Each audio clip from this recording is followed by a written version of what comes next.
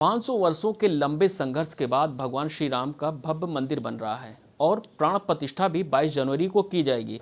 हर राम भक्त के मन में एक इच्छा है कि भगवान श्री राम के मंदिर के साथ साथ मंदिर परिसर में और किन किन भगवान का मंदिर बन रहा है। तो हमारे साथ मौजूद हैं श्री राम जन्मभूमि तीर्थ क्षेत्र ट्रस्ट के कोषाध्यक्ष गोविंद देवगिरी जी। महाराज जी, भगवान श्री राम के मंदिर के साथ साथ और किन भगवान का मंदिर बन रहा है? आपने बढ़िया प्रश्न पूछा। इस प्रश्न का उत्तर देने से पहले मैं एक बात भ्रांति के रूप में जो सब जगह फैल रही है उसको दूर करना चाहता हूँ। अक्सर लोग ये पूछ रहे हैं कि जब भगवान का नया मंदिर बनेगा और नई प्रतिमा वहाँ पर स्थापित होगी तो पुराने ठाकुर जी जो है, जो रामलला है मूल, उनका क्या होगा।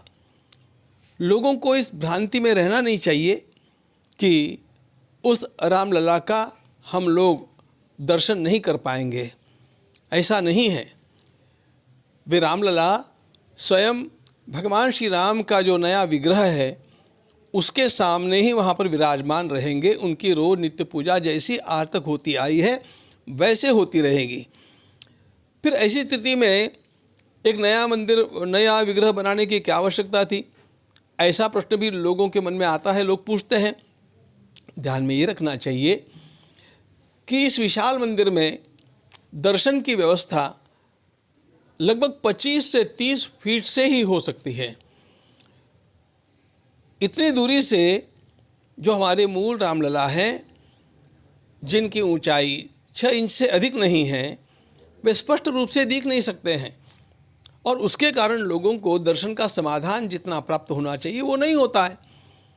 इसलिए 19 ठाकुर की एक दिव्य बड़ी प्रतिमा आवश्यक थी जो निर्माण की गई।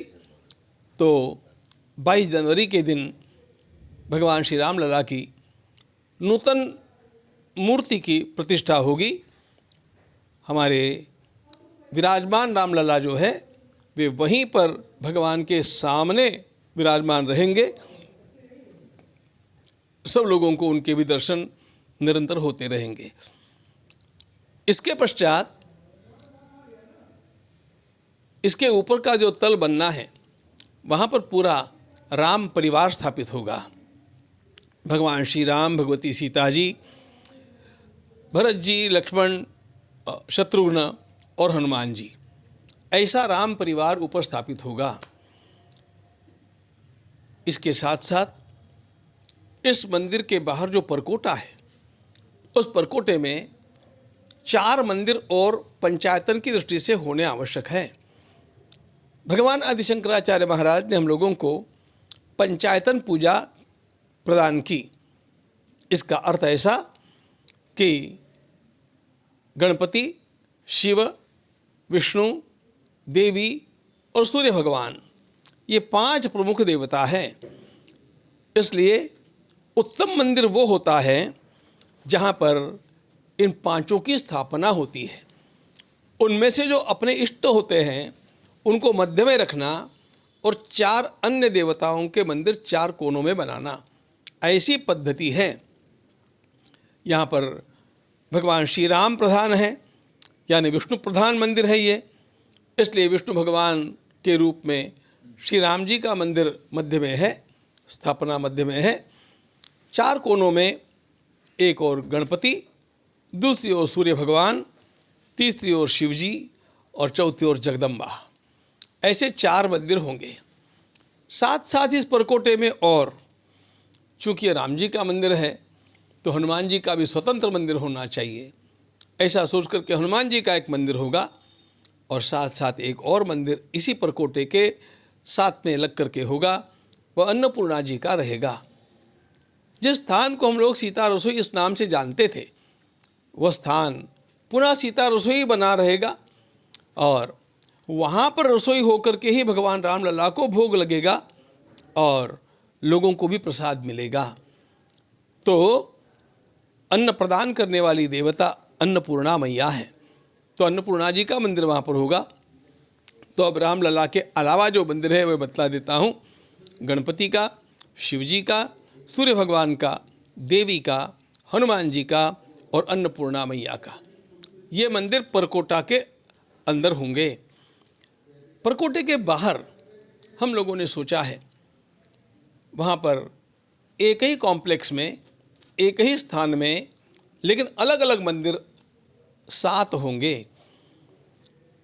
ये भगवान श्री राम के लीला सहचर हैं, यानी भगवान श्री राम जी की लीला के चलते हुए जिन लोगों ने उसमें सहयोग दिया या जिन लोगों पर भगवान की कृपा विशेष रूप से हुई, ऐसे सब लोगों के मंदिर वहाँ पर रहेंगे।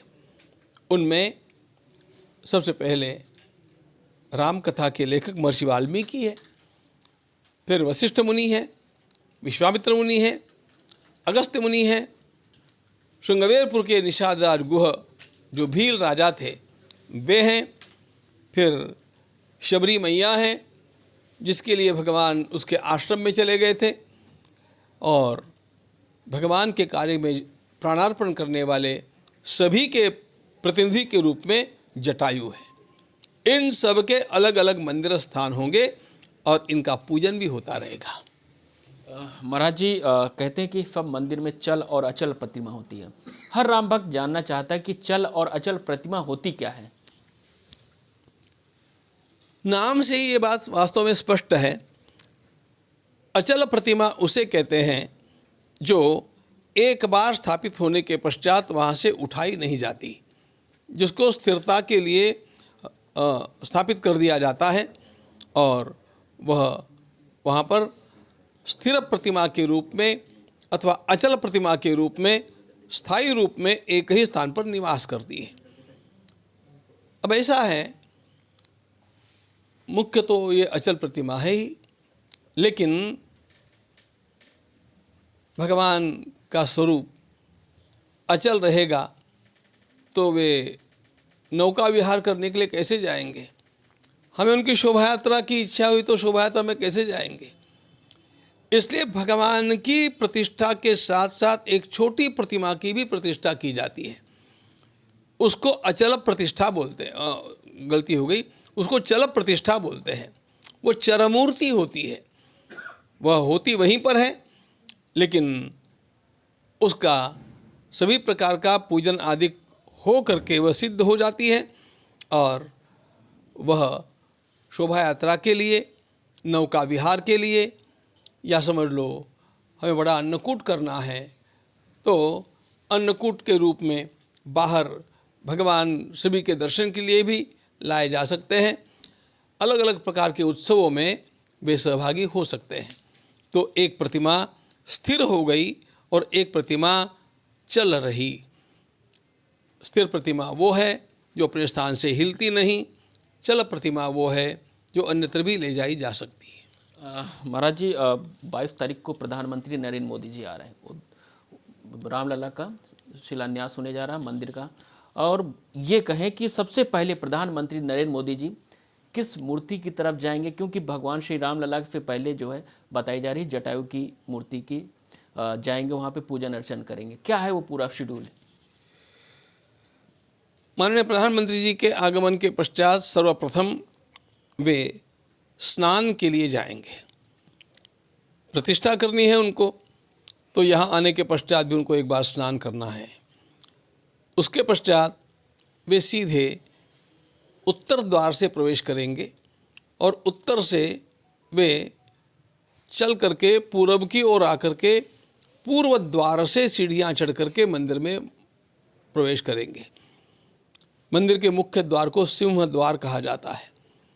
सिंह द्वार से प्रवेश प्रशस्त माना जाता है और उधर पूर्व दिशा भी है, तो इसलिए वहाँ पर प्रवेश करने के पश्चात वे वहाँ पर जो गर्भगृह है, गर्भगृह के बाहर एक कोली मंडप होता है और उसके बाहर एक गुड़ी मंडप होता है। तो उस गुड़ी मंडप में कुछ परिवार बैठे रहेंगे।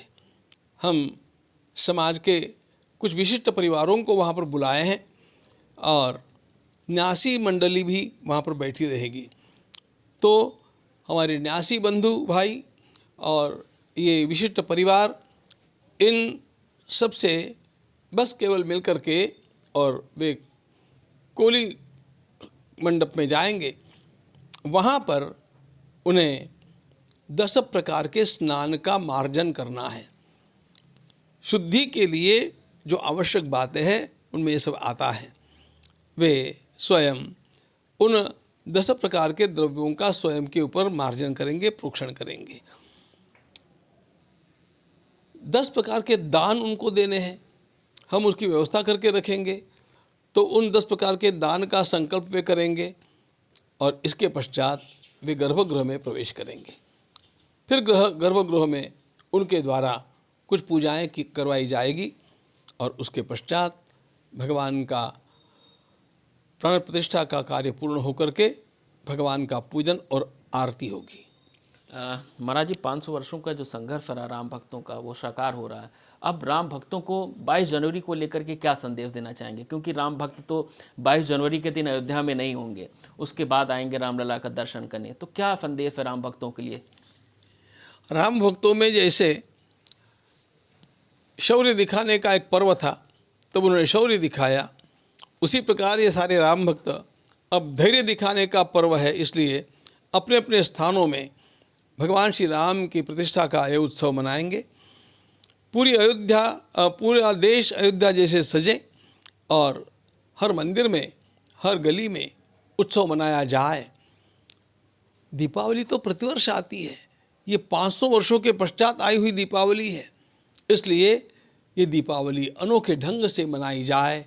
ये सारा काम राम भक्त अपने अपने स्थान पर करेंगे, विश्वास है। लोगों ने आरंभ भी कर दिया है और बड़ी विशेष बात है कि शासन ने भी आधे दिन की छुट्टी कर दी है और इसके कारण और लोगों को सुविधा हो गई कि वे सब इस उत्सव में सहभागी हो सकेंगे। तो ये थे श्री राम जन्मभूमि तीर्थ क्षेत्र ट्रस्ट के कोषाध्यक्ष गोविंद उग्रे जी, जिनका साफ कहना है कि हर राम भक्त 22 जनवरी के दिन अपने आसपास के मठ मंदिरों में पूजा पाठ करे, क्योंकि भगवान श्री राम अपने गर्भगृह में विराजमान हो रहे हैं। क्योंकि 500 वर्षों का जो संघर्ष रहा वो अब साकार होता दिखाई दे रहा है। अयोध्या से एबीपी लाइव।